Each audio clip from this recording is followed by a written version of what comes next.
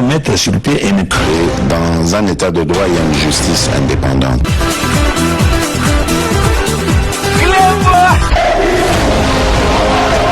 Ce n'est pas pour rien qu'il faut des causes. C'est vrai, du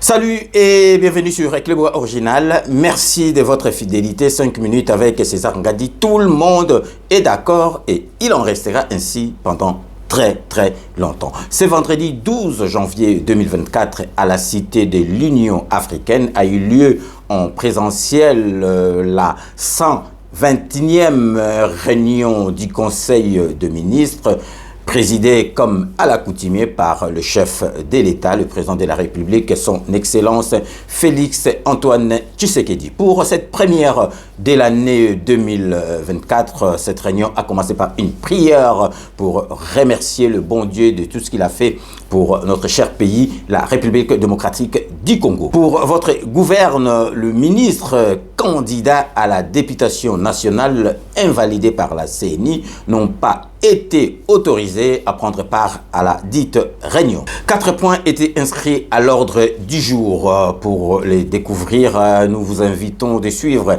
la lecture du compte rendu par le porte-parole du gouvernement, le ministre de la Communication, Patrick Muyaya. Commencé à 15h19, la première réunion de cette année 2024 a pris fin à 20h12. Restez connectés sur Reclebo Original pour la suite de nos programmes.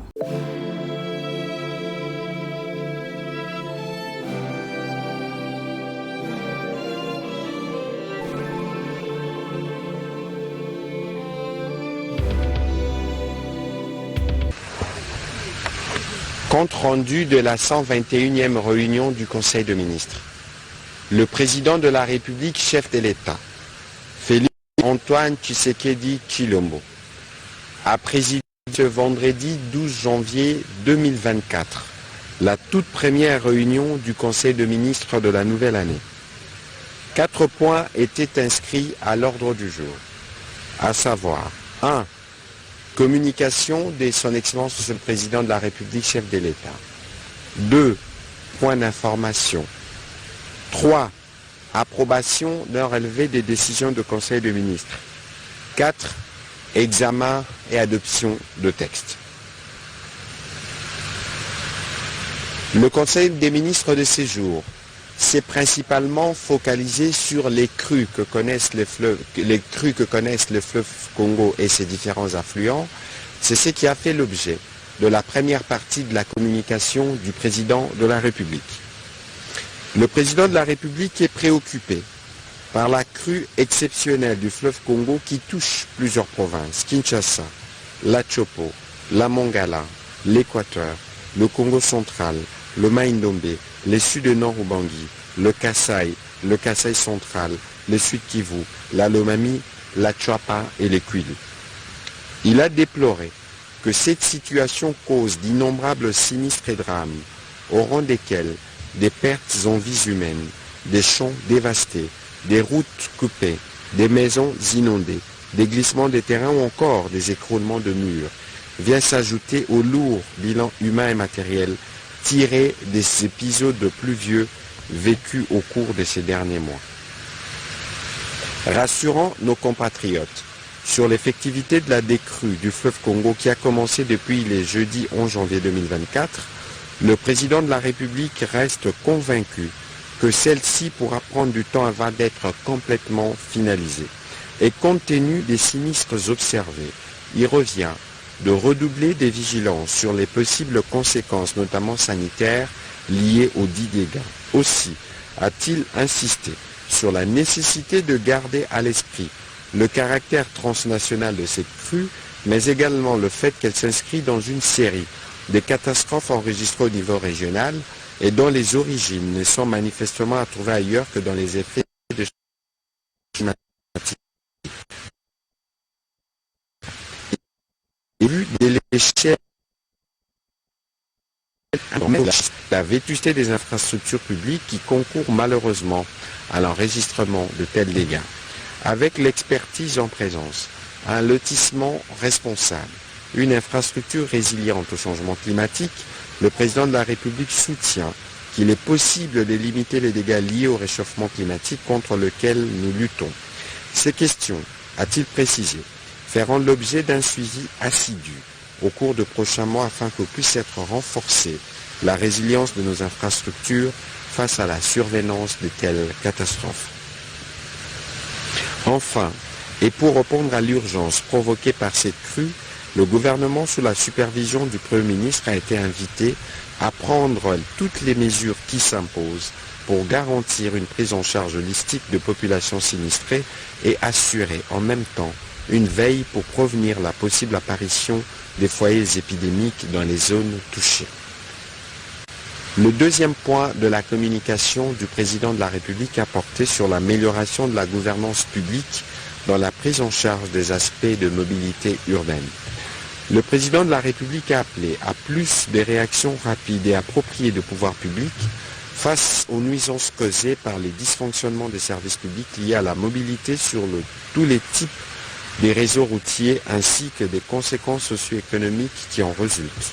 En effet, concernant la mobilité des personnes et des biens, il a été constaté, outre les entraves provoquées par le manque de discipline des usagers de la route, la présence récurrente de quelques cas de figure bien précis pour lesquels l'inaction des services publics concourt à la persistance de ces phénomènes. Cette situation exige une coordination et une responsabilité de chaque acteur étatique dans la réalisation des missions qui lui sont dévolues ainsi que de moyens de fonctionnement des services publics conséquents. C'est pourquoi, tout en exigeant plus d'efficacité de nos services publics, le président de la République a chargé le Premier ministre de veiller avec les ministères concernés, en l'occurrence les ministères de l'Intérieur, des Infrastructures et des Transports, à faire en sorte que les procédures d'intervention rapide soient clairement mises en place avec les entités administratives respectives des 10 ministères suivant les missions assignées. Pour ce faire, il faudra promouvoir une simplification dans les procédures d'intervention et d'exécution et au besoin vulgariser près de la population les services à contacter pour signaler les cas échéants, les problèmes qui surviennent sur les réseaux routiers. Le troisième point de la communication du président de la République a porté sur les retombées positives de la 28e conférence des parties des Nations Unies pour le climat COP28. Le président de la République a exprimé sa satisfaction au sujet des retombées de la conférence de parties des Nations Unies pour le climat qui s'est tenue à Dubaï en novembre dernier, principalement celle relative à la levée de fonds de partenariat pour la nouvelle économie du climat, dont les souscriptions s'élèvent à 62 millions de dollars américains. Ce fonds négocié dans le cadre du Forest and Climate Leadership Partnership a vu la contribution du pays tels que la France, les États-Unis d'Amérique ou encore l'Allemagne. Ces fonds vont principalement servir à structurer notre marché carbone. À ces sujets s'ajoute le fonds pour la création de l'Institut du bassin du Congo pour la nouvelle économie du climat, financé par la Fondation Bezos Earth Fund et dont l'implantation se fera dans notre pays. Cet institut, qui aura une vocation à la fois nationale et régionale, réunira des experts et des scientifiques de renommée nationale et internationale pour travailler sur les questions liées à l'économie du climat en République démocratique du Congo et dans la région du bassin du fleuve Congo. Cet institut va coordonner, voire centraliser, les recherches des organismes existants dans les domaines du climat afin de créer une cohérence des politiques sur le climat dans notre pays et définir une stratégie globale du climat à court, moyen et long terme. La ministre d'État, ministre de l'Environnement et Développement durable, et les ministres des Finances, en collaboration avec les cabinets du président de la République, ont été instruits de travailler en synergie en vue de garantir la bonne exécution de ces fonds. Il conviendra toutefois de s'assurer de procéder en amont à une bonne sélection de projets, tout comme de veiller à mettre à la disposition attend à nos partenaires les informations nécessaires pour une meilleure coordination. Tout au long de ces processus, et même avant son lancement, il conviendra aussi de passer au peigne fin notre registre de crédit carbone, notamment son cadre légal, et combler les lacunes existantes afin de faciliter la continuité des projets liés à la nouvelle économie du climat avec nos partenaires. S'agissant de l'Institut du bassin du Congo pour la nouvelle économie du climat, le président de la République a instruit la ministre d'État, ministre de l'Environnement et du Développement durable, le ministre de la Recherche scientifique, le ministre de l'Urbanisme et Habitat, à identifier dans le meilleur délai un site qui pourra accueillir ces nobles instituts, de même que les meilleurs spécialistes qui pourront travailler afin de faire de ce pôle scientifique un pôle d'excellence et des références internationales. Dans la suite de la communication du président de la République, le Premier ministre chef du gouvernement a commencé par itérer les sincères félicitations du gouvernement au président de la République pour sa brillante réélection après la confirmation des résultats de la présidentielle 2023 par la Cour constitutionnelle. Cette reconduction témoigne du soutien et de la confiance du peuple congolais à la vision et au leadership du président de la République pour poursuivre la mise en œuvre d'un État fort, prospère et solidaire.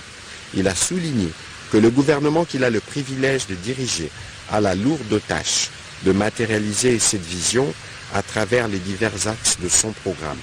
La tenue de ces élections a aussi confirmé l'ancrage de notre pays aux valeurs démocratiques, tant soutenues par l'un de ses prédécesseurs, les patriarches Étienne Tshisekedi Mulumba, d'heureuse mémoire. Le Premier ministre a souhaité que les Très-Hauts puissent continuer à accorder au président de la République la sagesse, la force et l'abnégation dont il a fait montre durant son premier quinquennat. Sur un autre volet, le Premier ministre est revenu sur la situation socio-économique où les perspectives économiques en Afrique sont peu reluisantes, ce qui présage une baisse du taux de croissance en raison de contraintes budgétaires et de l'inflation. Il a rappelé que beaucoup de pays africains ont été confrontés à d'importantes pressions inflationnistes en 2023, en grande partie à cause des prix élevés des carburants et des denrées alimentaires. Au plan interne et en ces débuts d'année marqués par l'ambiance électorale, le gouvernement demeure vigilant face à tous ces phénomènes. C'est dans cet ordre qu'il a présidé le 10 janvier 2024 la réunion hebdomadaire de la conjoncture économique qui a notamment évalué et pris des mesures par rapport à l'évolution du taux de change, la situation du stock des produits pétroliers ainsi que celle de prix de produits de première nécessité sur le marché. Le Premier ministre a conclu son propos en revenant sur la situation environnementale et humanitaire marquée par la crue des eaux du fleuve Congo et de ses affluents qui affectent plusieurs provinces et qui causent des pertes en vies humaines et des dommages matériels importants. Cette catastrophe naturelle à dimension multisectorielle requiert une réponse robuste des différents ministères concernés. C'est dans cet ordre que les ministères en charge de l'intérieur, de l'environnement, des infrastructures et travaux publics, de l'aménagement du territoire, des affaires foncières, de l'urbanisme et habitat, des ressources hydrauliques et électricité, des transports, voies des communications et des enclavements, ainsi que celui des affaires sociales, des actions humanitaires et de la solidarité nationale, travaillent chacun en ce qui concerne à préparer des états des lieux dans leurs secteurs respectifs. En attendant, le ministre des Affaires sociales, des actions humanitaires et de la solidarité nationale a été instruit de présenter le lundi 15 janvier 2024 un plan global d'urgence finalisé qui permettra de donner des réponses rapides et structurées aux conséquences directes de cette situation. Au deuxième chapitre du Conseil de ministres de ce jour, relatif au point d'information, État et administration du territoire, le vice-premier ministre, ministre de l'Intérieur, Sécurité Affaires coutumières, a présenté au Conseil le rapport sur l'État et l'administration du territoire national, qui reste dominé par la poursuite des opérations ordonnées par le président de la République dans le cadre de l'état de siège dans les provinces de l'Ituri et du Nord Kivu.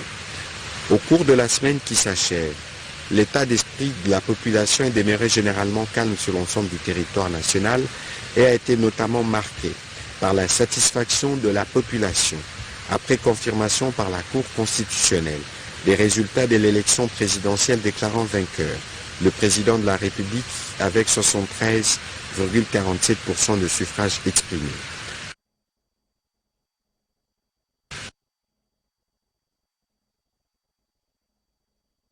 Des législatives à la décision d'invalidation par la CENI candidat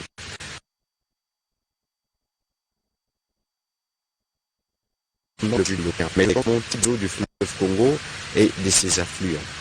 Au plan politique, il a été enregistré la persistance de l'activisme des structures des jeunes de formation politique.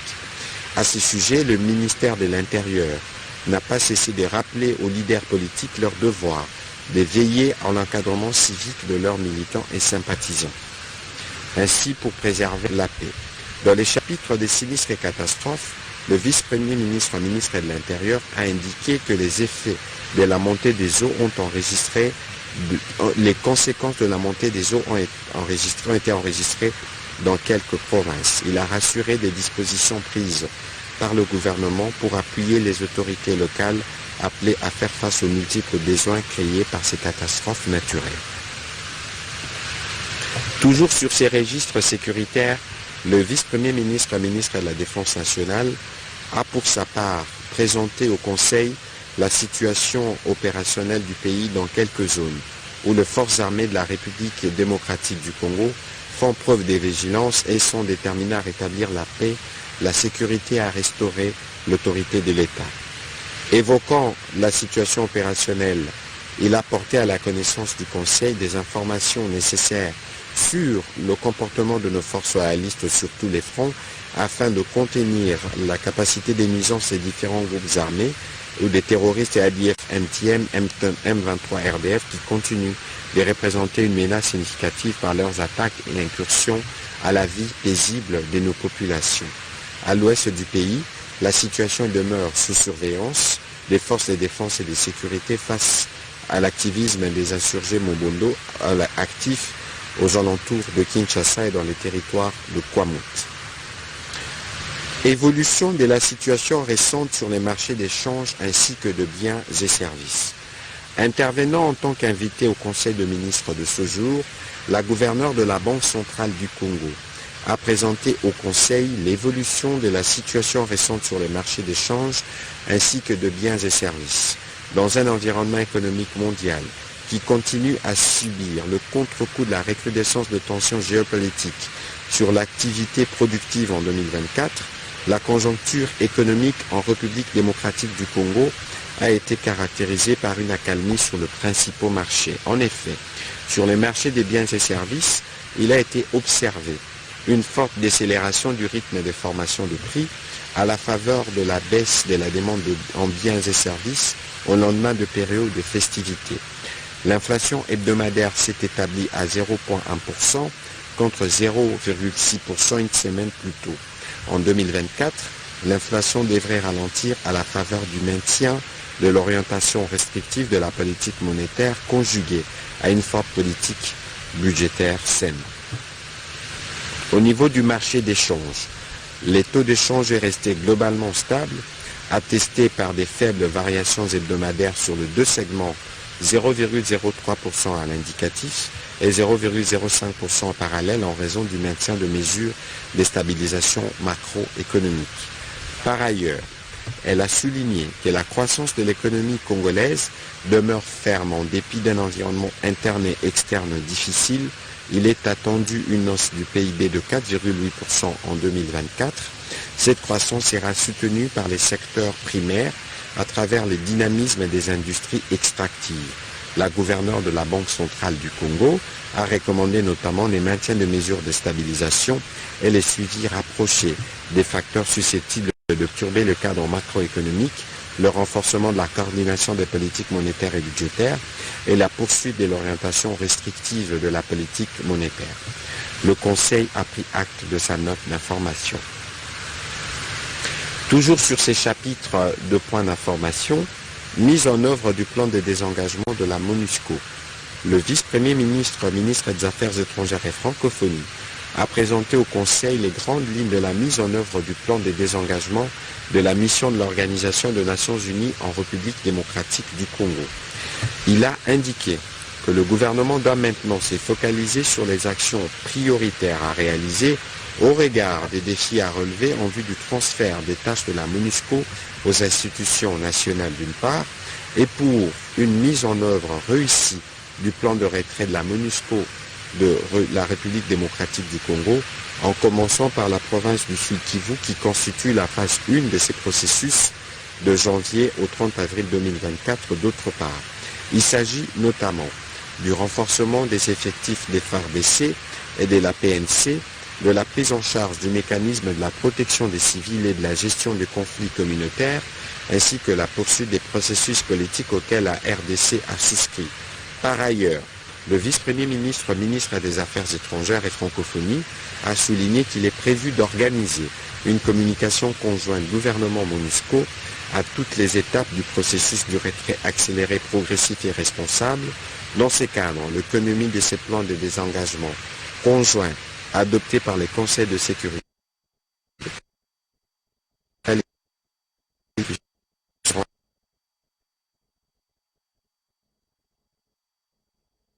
présentés aux États-Unis en République démocratique du Congo.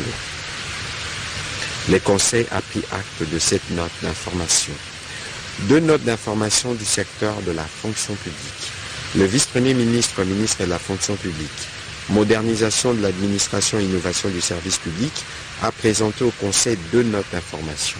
La première concernait la régulation des rapports de collaboration entre les cabinets politiques et les services publics qui leur sont rattachés.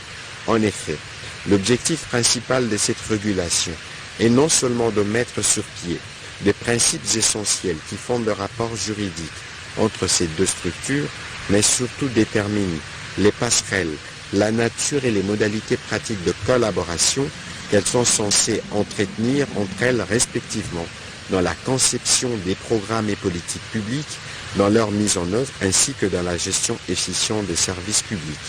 Quant à la deuxième note d'information relative à la 4e évaluation de la réforme sur la bancarisation de la paye des agents de l'État, avec option de migrer vers la solution des paiements par mobile banking, cette évaluation a permis de dresser un diagnostic sans complaisance sur les points forts et les points faibles de cette réforme en chantier depuis maintenant plus de 10 ans, en faisant participer toutes les parties impliquées, en l'occurrence les membres du comité de suivi de la paye, les responsables des services utilisateurs des agents, les délégués syndicaux, les ordonnateurs délégués principaux, représentants provinciaux représentant les comités provinciaux de suivi de la paye, les opérateurs de la paye, banques et autres institutions des microfinances, ainsi que les services de contrôle des finances publiques tels que la Cour de compte et l'inspection générale des finances.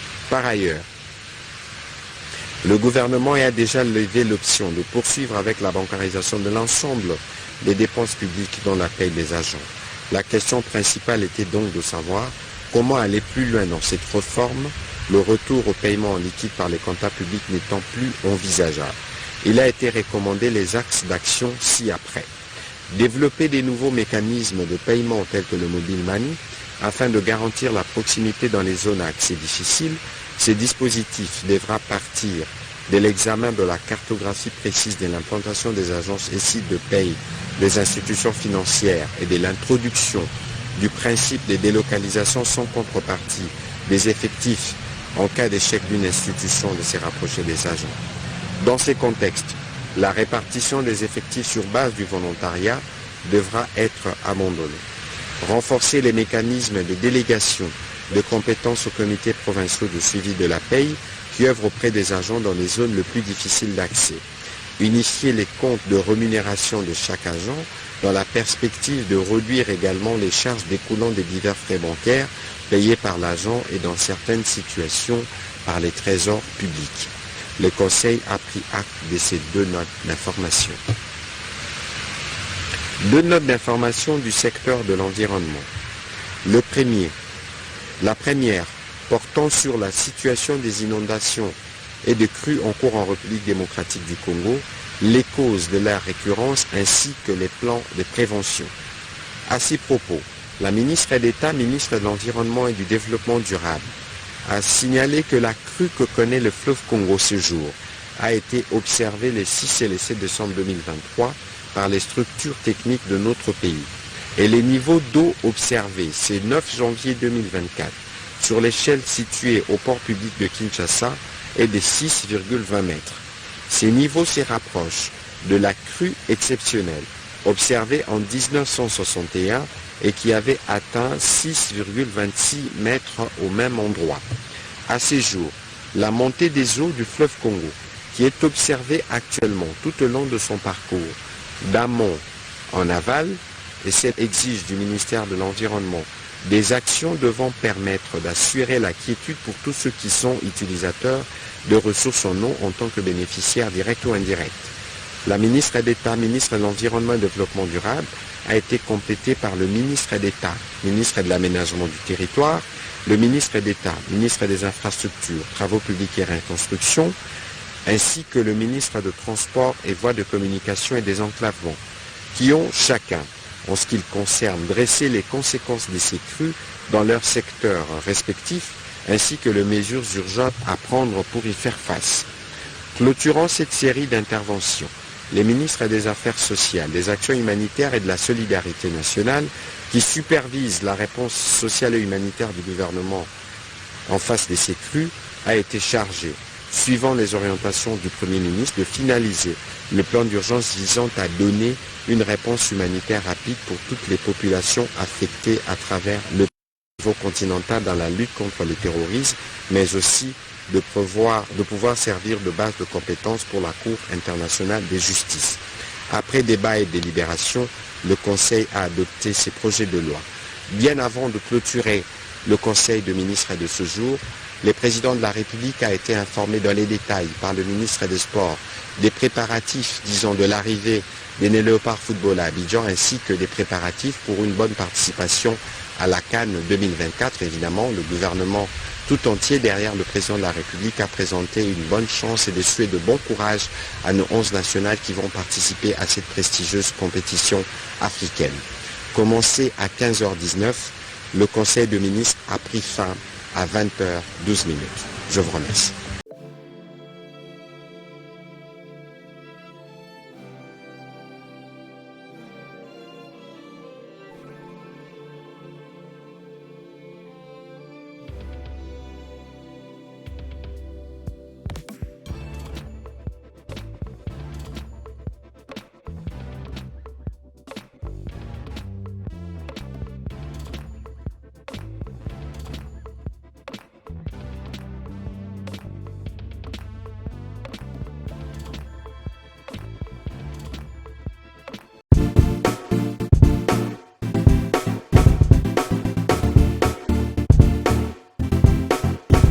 On doit mettre sur pied et créer dans un état de droit et une justice indépendante.